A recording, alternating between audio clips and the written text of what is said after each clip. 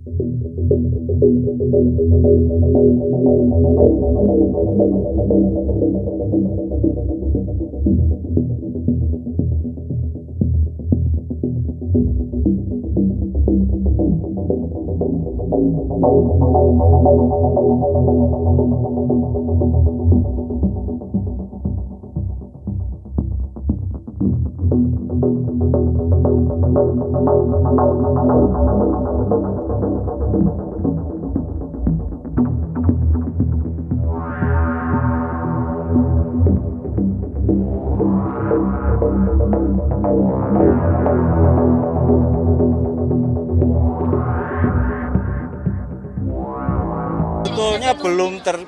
belum terdaftar, tetapi yang bersangkutan belum menyampaikan surat kuasa untuk melakukan klarifikasi. Jadi kan selain menyampaikan laporan, yang bersangkutan kan harus menyampaikan surat kuasa. Misalnya kami boleh meminta laporan rekening koran yang bersangkutan dan keluarganya ke bank dalam rangka klarifikasi.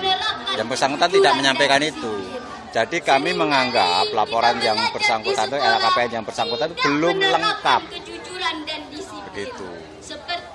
Belum lengkap sehingga belum juga bisa kita umumkan. Gitu. Karena apa? Kita nggak punya surat kuasa gitu loh, mengumumkan yang bersangkutan itu. Ada kecurigaan nggak Pak? Padahal yang terbilang kita bersekolah bukan dituntut. Ya kalau masalah kecurigaan sih nggak hanya yang bersangkutan, kan banyak pejabat negara juga yang punya kekayaan nggak wajar. Kalian semua kan juga tahu. Maksudnya wartawan itulah yang ngusut itu. Siapa rumah di Pondok Indah itu punya siapa saja, pejabat siapa saja punya rumah di situ.